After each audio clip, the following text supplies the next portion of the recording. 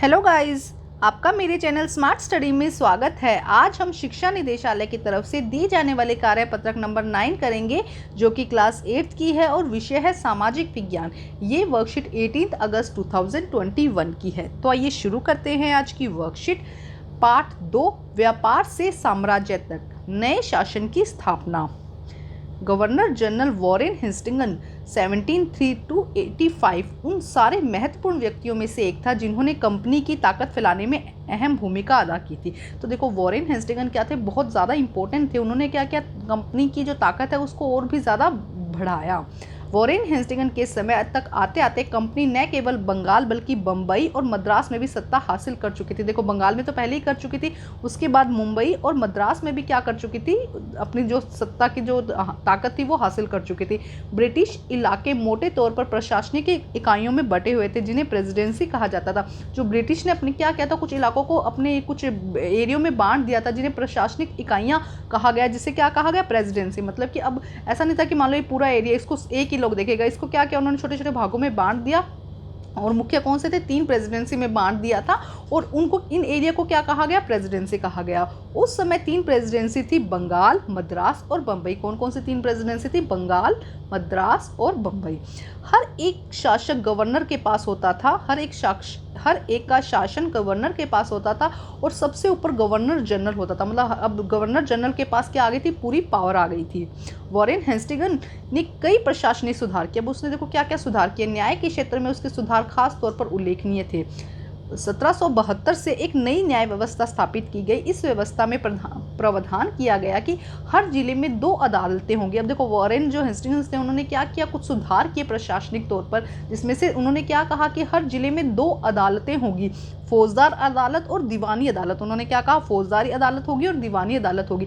दीवानी अदालत के मुखिया यूरोपीय जिला कलेक्टर होते थे। अब देखो, उन्होंने क्या किया, जो अदालत के मुखियाओं को भी जो थे वो कौन बना दिए, यूरोपियों को ही बना दिया। तो दीवानी अदालत के मुखिया कौन थे, यूरोपीय जिला कलेक्टर होते थे और मौलवी और हिंदू पंडित उनके लिए भारतीय कानून की व्याख्या करते थे। अच्छा, यूरोपीय जिला कलेक्टर तो उनका हेड हो गया और मौलवी और जो हिंदू पंडित होते थे उनकी वो जो कानून उन्होंने बनाए हैं उनकी व्याख्या करते थे।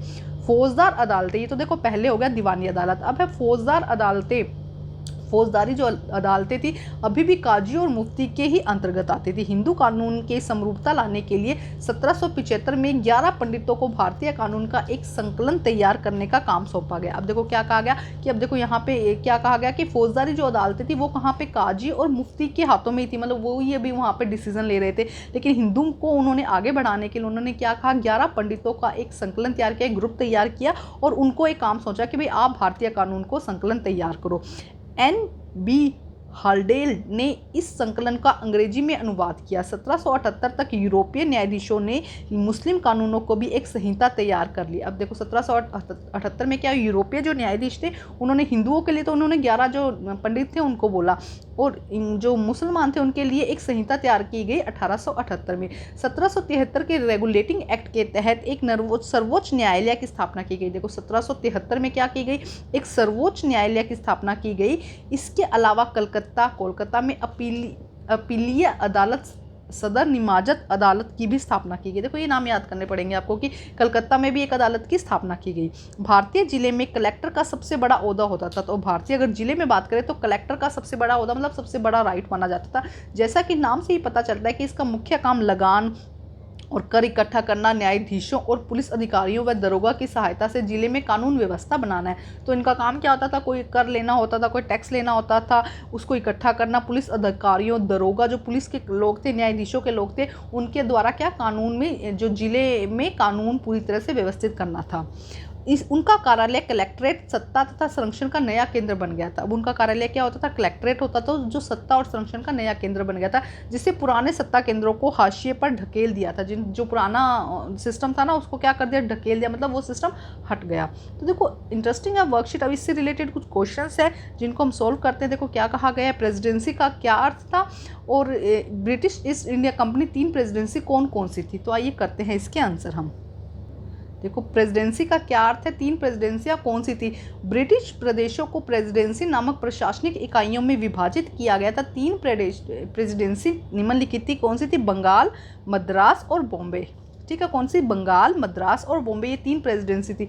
तो ये हो जाएगा फर्स्ट क्वेश्चन। अब हम देखते हैं सेकंड क्वेश्चन। देखो सेकंड क्वेश्चन में क्या कहा गया है, वॉरेन हेस्टिंग्स कौन था, उसकी कंपनी की ताकत, उसने कंपनी की ताकत फैलाने में क्या भूमिका निभाई। देखो क्या भूमिका निभाई थी उन्होंने।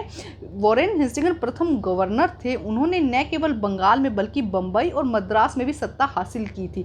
तो देखो क्या कहा गया है, वॉरेन हेस्टिंग्स कौन थे, वॉरेन हेस्टिंग्स पहले गवर्नर थे, उन्होंने न केवल बंगाल में बल्कि बम्बई तथा मद्रास में भी सत्ता हासिल की थी।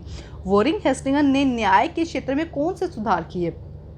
नई प्रणाली के तहत प्रत्येक जिले में 2 अदालतें थी। अब उन्होंने क्या किया था, जो न्याय व्यवस्था में चेंजेस किए थे, उन्होंने क्या कहा, 2 अदालतें बनाई। एक आपराधिक अदालत या फौजदारी अदालत कहा जाता है, दूसरा सिविल कोर्ट या हम कहेंगे दीवानी अदालत। चाहे तो आप ये नाम ना लिखिएगा, आप सिर्फ यही लिख दीजिएगा कि उन्होंने 2 अदालतें बनाई। एक तो बनाई फौजदारी अदालत और दूसरी दीवानी अदालत। मौलवियों तथा हिंदू पंडितों, यूरोपीय जिला कलेक्टरों के लिए भारतीय कानून की व्याख्या करते थे। अब इसके साथ साथ उन्होंने क्या किया, मौलवी और जो हिंदू पंडित थे उनको भी थोड़ा दर्जा दिया। उन्होंने क्या किया, कलेक्टरों के लिए भारतीय कानून की व्याख्या करते थे।